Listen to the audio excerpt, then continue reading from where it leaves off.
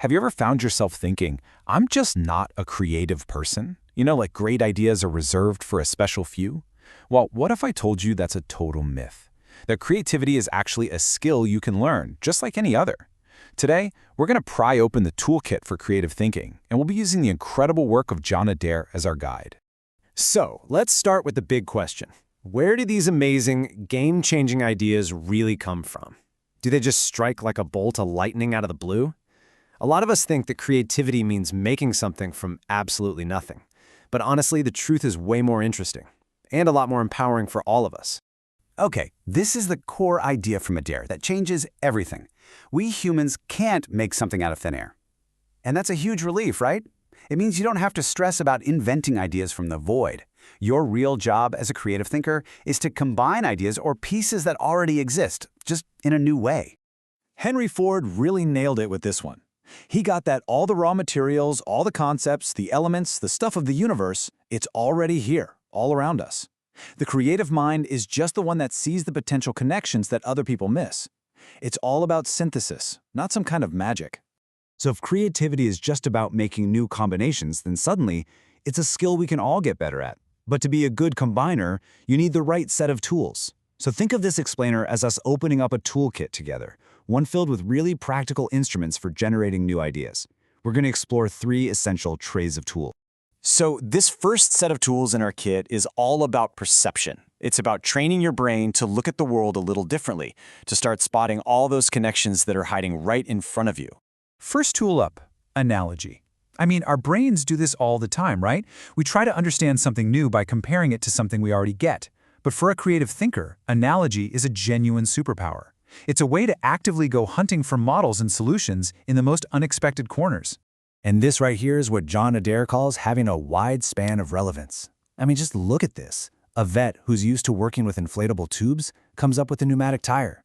An undertaker who understands the need for privacy invents the automatic telephone exchange.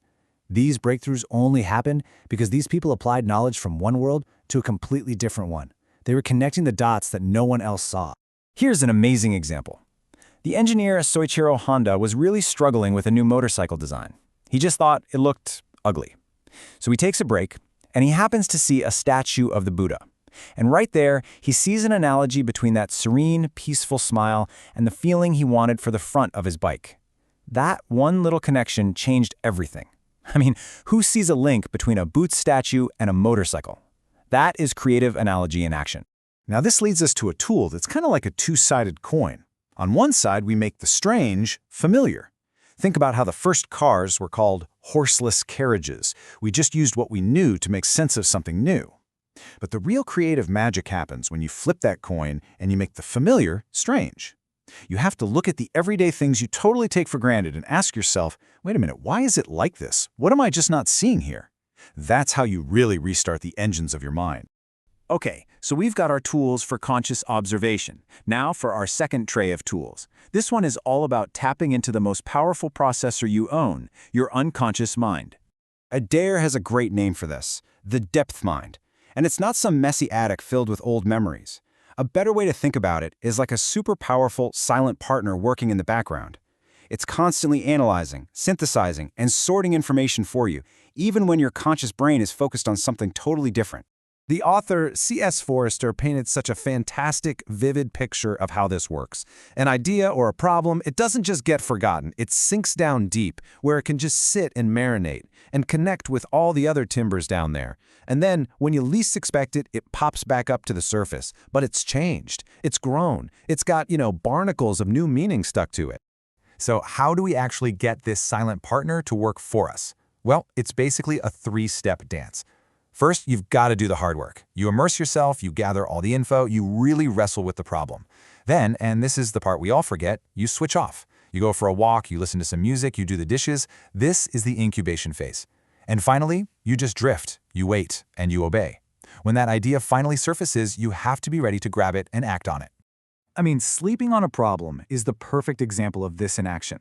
The inventor of the sewing machine was totally stuck. He could not figure out how the needle was supposed to work. Then one night, he had a dream that he was being attacked by natives carrying spears, and the spears had holes near the tip. He woke up, and bam, there was his answer. Put the eye of the needle near the point. His depth mind had done all the heavy lifting for him while he was asleep. Now, for the depth mind to really do its thing, you need something the poet John Keats called negative capability. It's a fancy term for a simple idea. It's the ability to just be okay with uncertainty, to sit with doubt and mystery and not have that irritable reaching for a quick and easy answer. It's a kind of intellectual courage, and it gives your subconscious the breathing room it needs to work its magic. All right, on to our final set of tools. Seeing things differently and using your depth mind, those are absolutely crucial. But ideas are pretty useless if you don't do anything with them. So these tools are all about the habits and actions that turn thinking into reality and create fertile ground for new ideas to actually grow. Let's kick this off with a little challenge you've probably seen before. We've got 9 dots here. Your mission, should you choose to accept it, is to connect all of them using only 4 straight lines, and you can't lift your pencil from the paper. Go ahead and pause if you want to give it a shot. It's a classic for a reason. It's way harder than it looks, and that's because of a hidden assumption our brains automatically make. And here's the solution. The whole trick is that almost all of us unconsciously assume that we have to stay inside the imaginary box made by the dots. The second you challenge that hidden rule, the answer becomes almost easy. And that's what truly creative thinking is all about, constantly testing those invisible boundaries we put on ourselves. That whole idea of testing assumptions leads us perfectly to our next tool, preparing for chance. Louis Pasteur said it best. Those accidental discoveries, those amazing aha moments of serendipity, they don't just happen to anybody. They happen to people who've done the work, who are deep into a problem, and who are prepared to recognize the importance of a clue when it randomly appears. I mean, think about Sir Alistair Pilkington. He got the revolutionary idea for float glass while washing dishes and watching grease float on the water. Or Charles Goodyear, who discovered how to vulcanize rubber after years of getting it wrong, only when he accidentally spilled a mixture on a hot stove. In both cases, yeah, chance gave them a clue, but it was their prepared minds that saw the solution hiding in the accident. Okay, our final tool might be the simplest, but I think it's the most powerful. Keep a notebook. Seriously, it's so much more than just a place to jog your memory. When you write an idea down, you secure it, but you also impress it deeper into your mind. And over time, your notebook becomes this amazing kaleidoscope of random thoughts, quotes, and observations. Just try this. Flip to a random page and try to connect something you wrote last month with something you saw yesterday. What happens? That's how you shake the kaleidoscope and make new patterns emerge. And just remember, ideas aren't these static things you should hoard in your notebook. They're alive. As Oliver Wendell Holmes said, they often get better when you share them, when you transplant them into a new environment where they can connect with other people's ideas and evolve. So, the good news is, you don't need to sit around and wait for some mythical bolt of inspiration to strike you. You are already standing in a universe that is packed with raw materials. The question isn't, can you be creative at all? The only real question left is, what will you combine today?